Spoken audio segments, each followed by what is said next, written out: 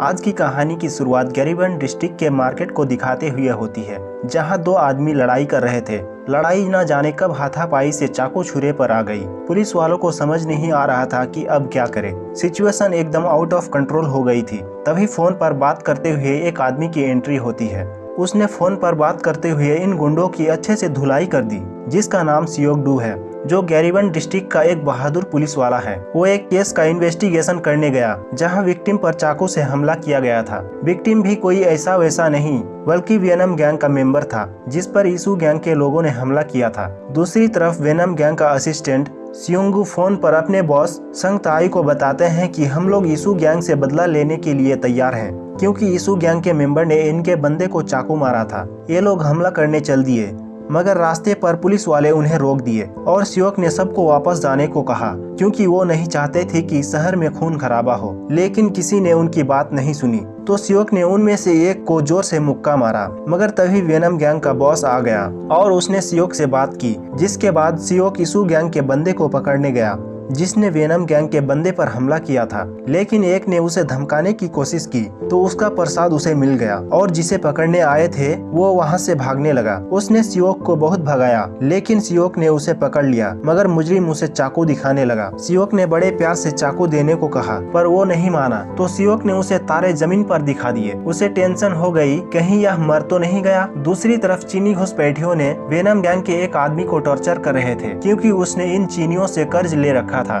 जो वह चुका नहीं पाया था। इन चीनियों का बॉस जैंग होता है। जैंग ने वेनम गैंग के बंदे के कहने पर उसे एक डील दी। डील यह थी कि उसकी एक उंगली के बदले 3 लाख का डिस्काउंट होगा। वह आदमी इनके सामने गिड़गिड़ाता रह गया, लेकिन इनका दिल इतना बड़ा है कि वह बिना मांगे डिस्काउंट देने लगे। इसी बीच सियोक डू पुलिस स्टेशन में यीशु गैंग के बंदे से पूछताछ कर रहा होता है। उस बंदे ने अपना मुंह नहीं खोला। उसको मुंह खुलवाने के लिए वह उसे हेड मसाज देने लगा। थोड़ी मसाज मिलने के बाद उसने सब उगल दिया, जिसके बाद वह सीधा यीशु गैंग के लीडर से मिलने उसके अड्डे पर गया। बीच में उसके बॉडीगार्ड ने उसे रोकने की कोशिश की, लेकिन सियोक डू ने उसे भी प्रसाद दे दिया। वह यीशु गैंग के लीडर से मिला, जिसका नाम जैंग सू था। यह बखेड़ा खड़ा करने के लिए पुलिस वालों ने उसे गोटी मसाज दे दी। उसने टकले पर दबाव बनाया कि वह वेनम गैंग के लीडर के साथ दोस्ती का हाथ बढ़ा ले। ये दोनों गैंग एक दूसरे के जानी दुश्मन थे, फिर भी वह सियोक डू के डर से वह दोनों दोस्त बनने का नाटक करने लगे। कुछ टाइम बाद वेनम गैंग के बॉस को एक कॉल आया। यह उसके ही ग्रुप मेंबर का कॉल था, जिसे चीनियों ने पैसों के लिए टॉर्चर किया था। वेनम गैंग का बॉस अपने कुछ आदमियों के साथ जैंग से मिलने जाता है। उसने चीनियों से पूछा, मेरे आदमी पर कितना कर्जा है। वह लोग कर्जे में ली गई रकम से कुछ ज्यादा ही बता रहे थे, जिसकी वजह से वेनम गैंग के बॉस की सटक गई और उसने जैंग के बिल पर थूक कर उसे वापस दे दिया। जिसके बाद जैंग ने इसका जवाब चाकू से दिया। जैंग ने उसे भी मार दिया, जिसने उससे कर्ज लिए थे। अब पैसे देने की जिम्मेदारी वेनम गैंग के असिस्टेंट सियोंगू की थी। आज रात से ही जैंग वेनम गैंग का नया बॉस बन गया। इधर सियोक डू कोरो के बार में जाता है। वहाँ के ओनर ने उसका अच्छे से स्वागत किया। उसने और उसकी सबसे खास लड़की ने सियोक डू के साथ मक्खनबाजी करनी शुरू कर दी, क्योंकि उन्हें डर था कहीं पुलिस वाले इस जगह को बंद न करा दे। इसलिए वह सियोक डू की बढ़िया सेवा करते हैं। इसी बीच जैंग और उसके चेले भी यहाँ आ गए। इधर लड़कियों ने सियोक डू को दबाकर दारू पिलाई। बाद में एक लड़की ने उसे उठाया। नशे की हालत में उसे बिल्कुल भी होश नहीं था। तभी लड़की ने उसे कहा कि पुलिस आई है। ये सुनते ही सियोक डू का सारा नशा उतर गया। उसके पास 14 मिस कॉल आ रखी थी। वह बाहर निकला, तभी उसका जूनियर वहां आ गया। सियोक डू उल्टा उसे धमकाने लगा कि तुम इतनी देर से कहां थे, क्या टोपीबाज आदमी है ये। फिर उन्होंने क्राइम सीन देखा। रूम की हालत काफी खराब थी और दीवारों पर खून के छींटे लगे हुए थे। होटल स्टाफ ने बताया कि एक लड़की चिल्लाते हुए उसके पास आई। यह लोग 3 थे और लड़कियों के साथ बदतमीजी कर रहे थे। जब उसने उन्हें रोकने की कोशिश की तो वह उसके साथ भी बदतमीजी करने लगा। तभी होटल के मैनेजर ने उसे गाली दी और उस पर हाथ भी उठाया। जैंग ने अपने आदमियों को शांत रहने के लिए कहा और फिर मैनेजर से उठकर माफी भी मांगी, लेकिन मैनेजर उसे भी गाली देने लगा। तभी जैंग ने गुस्से में आकर मैनेजर की खोपड़ी खोल दी और उसके आदमियों ने उसका हाथ काट दिया। बार का मालिक बहुत गुस्से में था और उन्हें जल्द से जल्द पकड़ना चाहता था, जिन्होंने उसके मैनेजर का हाथ काट दिया। इस बीच पुलिस वाले जैंग और उसके चेलों की तलाश में सीसीटीवी फुटेज खंगालने लगे। एक फोटो में तो सियोक डू नजर आ रहा था। उसका बॉस उसे सुनाने लगा कि कुछ तो शर्म कर लो, यहाँ पर सीनियर हो। लेकिन सियोक डू इसी बात पर अड़ा रहा कि मैं वहाँ नहीं हूँ, उसने बस मेरे जैसे कपड़े पहन रखे हैं, शायद उसने भी सेम दुकान से खरीदे हैं। उन्हें सीसीटीवी फुटेज में जैंग दिख गया, मगर फुटेज बहुत ब्लर थी तो वे लोग उसका चेहरा देख नहीं पाए। अगले दिन जैंग ने फैसला किया कि वह सबसे पहले यीशु गैंग के अड्डे पर कब्जा करेगा और उसके आदमी वहां पर पहुंच गए। यीशु गैंग का लीडर भी अपने आदमियों के साथ वहां पर आ गया। वह जैंग से मिला। जैंग का तेवर देखकर वह डर गया। बाहर उसके सारे आदमी पिट गए थे। उसने डर के मारे इस जगह का कंट्रोल जैंग के हाथ में दे दिया। इसी बीच पुलिस को वेनम गैंग के लीडर की बॉडी भी मिल गई थी। अगले दिन सियोक डू और उसके साथी डिनर कर रहे थे। तभी सियोक डू की नजर पास में बैठे चीनियों पर पड़ी। उसे शक हो गया कि यह जैंग और उसके आदमी हैं। उसने बिना जल्दबाजी किए उसे पकड़ने का प्लान बनाया। जैंग को भी इसकी भनक लग गई और वह उठकर बाथरूम की तरफ बढ़ने लगा। सियोक डू अपने जूनियर को उसके पीछे भेजा और दूसरे बंदे को गेट बंद करने को कहा। वह इन चीनियों को दबोचने ही वाला था कि तभी अंदर से जैंग आ गया। उसने पुलिस वालों को बुरी तरह जख्मी कर दिया और वह वहाँ से भागने में भी कामयाब हो गए। उसी रात कोरो के बार के ओनर ने वेनम गैंग के असिस्टेंट को उठवा लिया क्योंकि वह जैंग के लिए काम कर रहा था। उन्होंने उसका पता निकलवाने के लिए खूब टॉर्चर किया, जिसके बाद वह उसे फंसवाने के लिए तैयार हो गया। उसी रात सियोक डू रेस्टोरेंट में अकेला बैठा हुआ था। वहाँ पर काम करने वाले एक लड़के ने उसके हाथ का जख्म देखा और उस पर दवाई भी लगाई। सियोक डू को उसका यूं केयर करना अच्छा लगा क्योंकि उसकी केयर करने वाला कोई नहीं था।